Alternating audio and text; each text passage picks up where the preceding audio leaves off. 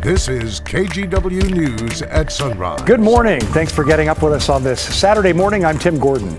This morning on Sunrise, is outdoor dining here to stay? Portland takes a second look at a pandemic program that expanded seating at the expense of parking. Plus, a search for a man police say lit a fire in a Target so he could steal. But before we get to all that, let's check in with Mr. Chris McGinnis for a sunny sunrise coming up, huh? Check that out. Isn't that gorgeous? Oh my goodness. That's something else. We are just about 10 minutes or so away from sunrise. This from our Wells Fargo sky camera, the silhouette of Mount Hood off to the south and east, and the rising sun about ready to come up over the Cascades this morning. Just a brilliantly gorgeous morning out there. And I will say, in this stretch of warm weather now, you step outside right now and it's downright summer-like in the upper 50s. Last check at PDX, 58 degrees right now there with an east wind at 11. We take it to the Oregon coast. The coast was brilliantly sunny and warm yesterday. Today, the cloud cover is moving into the beach, so the beach will be considerably cloudy and cooler than yesterday, but still a dry day at the beach, so nice day there. But in the valley, we are off to a mild start. 58 at PDX, 58 Westland, King City 53. There are some cool pockets. Hillsborough at 48, not all that cool. Remember, it wasn't that long ago that daytime highs were in the upper 40s, right? Yesterday's 88-degree high temperature, the third warmest April day on record at PDX. Today, not quite as warm, but with all the sunshine, I still think we're back into the lower 80s for highs this afternoon, well above average for this time of the year. Tim, we're going to take a big bite out of those temperatures starting tomorrow, but I still think we've got a mostly dry forecast for the next several days. More on that coming up in just a few minutes. All right, something else, Chris. Thanks a lot.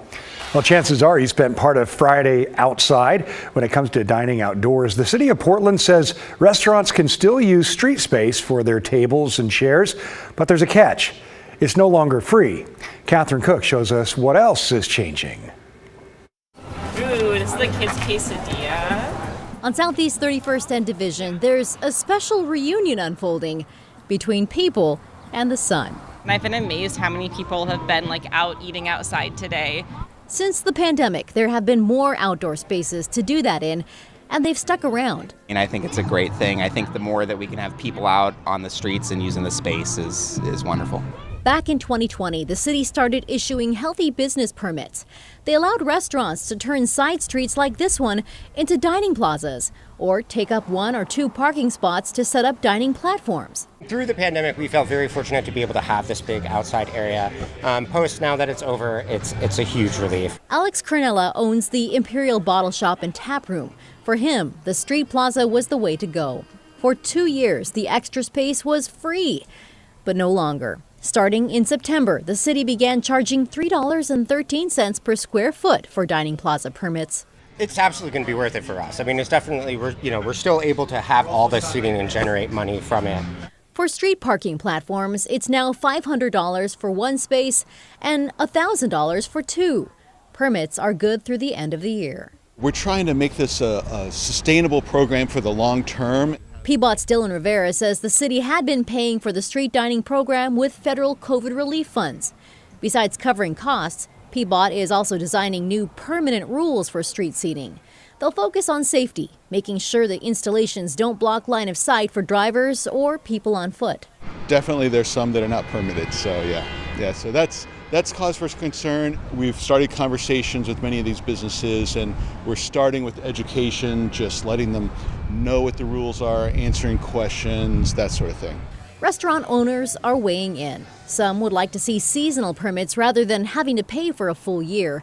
And Alex says spreading the payments out would also help. The one sort of challenging thing about it is that they are, asking people to pay that fee 1 time per year. And so they're hitting a lot of businesses post-pandemic when they don't have a lot of money available. The city is grateful for the feedback, and people out here are grateful for the sun.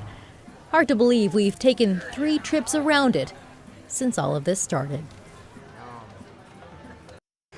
All right, after collecting enough feedback, PBOT plans to give completed guidelines to City Council for approval. They say around 1,000 businesses have at some point taken advantage of the outdoor seating program.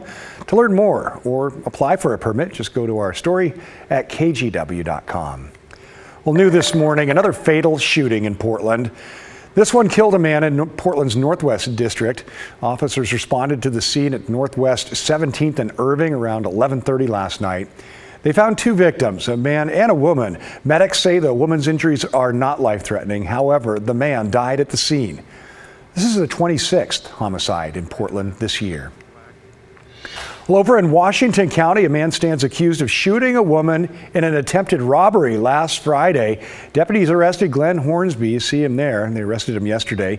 He's accused of trying to rob a woman in the Cedar Mill area last week, shooting her once in the chest and then firing again as she drove away. She survived and was treated and released from the hospital. Well, the Marion County Sheriff's Office is searching for a thief they say started a fire inside a Salem Target store before he stole a bunch of merchandise. And these surveillance photos are of the suspect from last Saturday at the Target on Center Street. Deputies say he lit a fire in the toy aisle as a diversion, then took off with his haul out the back door. If you recognize that man, contact the Marion County Sheriff's Office.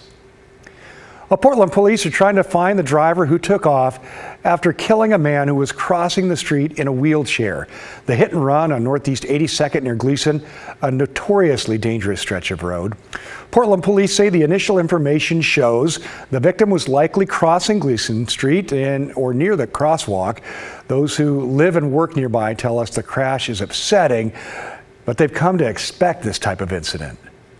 Yeah, 82nd is bad. This intersection in particular seems to be really problematic.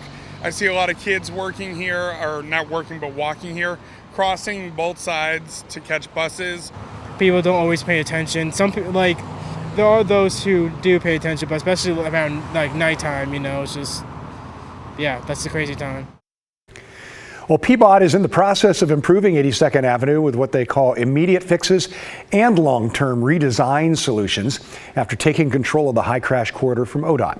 Now they're focusing on putting in place better crosswalks and better lighting, plus working to slow down drivers and keep them from speeding through multiple lights. We'll get a quick look at a traffic alert for you on the Hawthorne Bridge. Hollywood is taking over a couple of lanes this weekend for a movie making. It's called Little Twig, the movie is. Now, 2 lanes of the bridge will be closed starting at 8:30 this morning until early Sunday. Flaggers are going to be on the Hawthorne directing traffic. Still to come on Sunrise, moonlighting for a marijuana company. Oregon Secretary of State acknowledges that she's got a side job, why Oregon's governor is now urging an ethics investigation into her number 2. And don't forget, you can watch Sunrise anytime you want on KGW+. All of our news is on Roku and Amazon Fire. Just look for KGW, get that app and add it to your home screen. Stream Sunrise on your schedule. We'll be right back.